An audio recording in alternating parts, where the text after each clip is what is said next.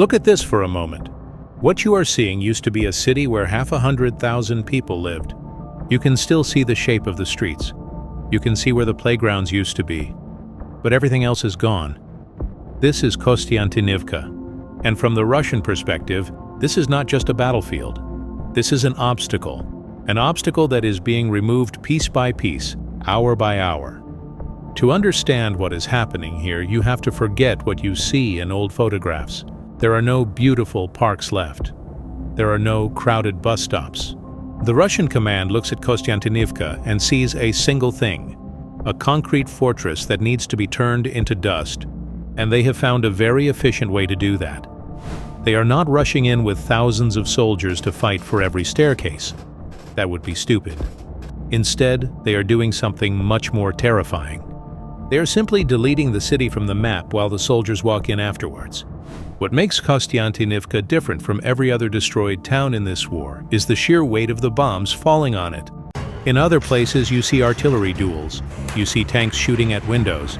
But here, the Russian Air Force has opened a door that cannot be closed. Almost every single day, sometimes every few hours, a Su-34 flies over and drops FAB series glide bombs. Not just the small ones. We are talking about the FAB 500, which shakes 4 city blocks. Then the FAB 1500, which turns a 5-story building into a pile of bricks. And occasionally, when they really want to make a point, the FAB 3000. When that 3,000-kilogram bomb hits the ground, it is not an explosion. It is an earthquake. The ground moves. Windows shatter kilometers away. And when the smoke clears, there is no building left. There is nothing to defend. There is no basement to hide in. There is just a crater and a cloud of asbestos and dust. This is the Russian strategy. Why lose 100 men capturing a single apartment building when you can spend a few hours and make that apartment building collapse into its own foundation? Now let the camera show you the truth. Fly over any district of Kostiantynivka today. Go ahead, pause the video, and look. Count the multi-story buildings that are still standing in their original shape. You will not find one. Not a single one is in good condition. Some of them look okay from the north side, but the south side is missing entirely. Others are burned black from basement to roof because of thermobaric strikes. And some are just piles of dust where a 9-story building used to shelter families. This is what happens when you combine glide bombs with MLRS and artillery. The city dies slowly, then all at once. The ground forces are not idle either. While the glide bombs do the heavy demolition, Russian artillery works like a metronome. Every 10 or 15 minutes, another shell lands. The MLRS systems fire in waves, not to hit a specific target, but simply to make sure no street is safe for more than a few minutes. Observation drones fly constantly.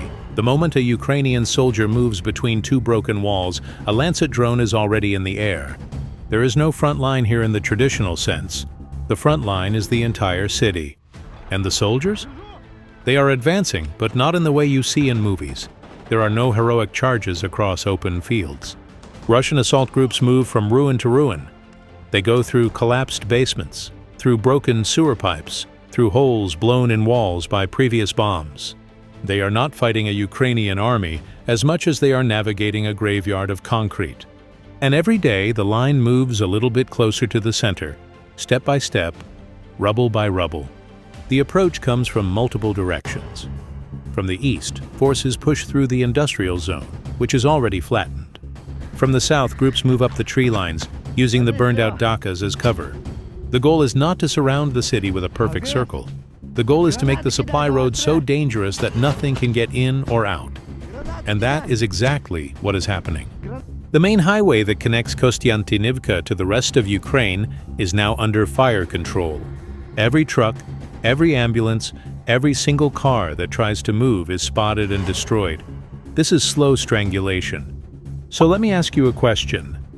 When you look at this footage, do you see a city that is being defended? No. You see a ghost town. The residential areas are empty.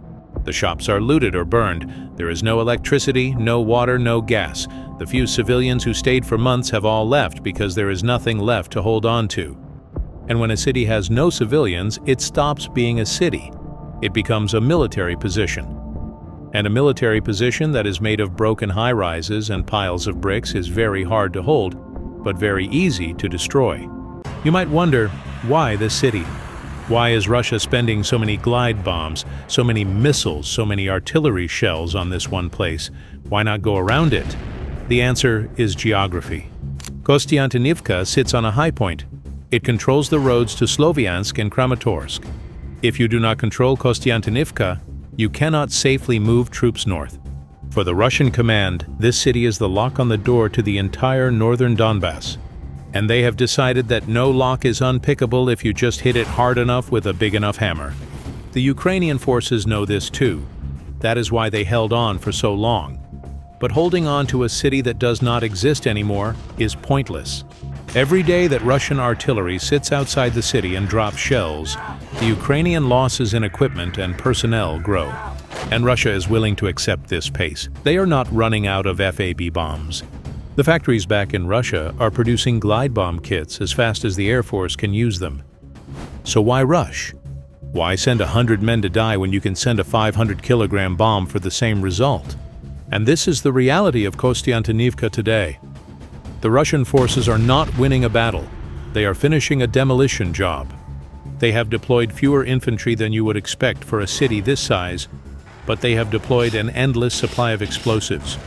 The glide bombs drop. The artillery fires, the drones hunt, and slowly, the city crosses the line from destroyed to gone. There is a difference, you see. A destroyed city can be rebuilt. A gone city, you can only build a new one on top of the dust. The Russian intention is clear. They want control of Kostiantynivka at any cost, and the cost has already been paid. The city is empty, the buildings are rubble, the people are gone. What remains is not a prize, it is a warning. This is what happens when two armies fight over a single postcode for months. One side leaves ruins, the other side leaves ruins and then walks through them. Today, Russian flags are appearing on the eastern outskirts. Tomorrow, they will be in the center. And the day after, there will be nothing left to fight over, because there will be nothing left at all. Until now, that's all for today, and thank you guys for watching the video, and see you in the next video.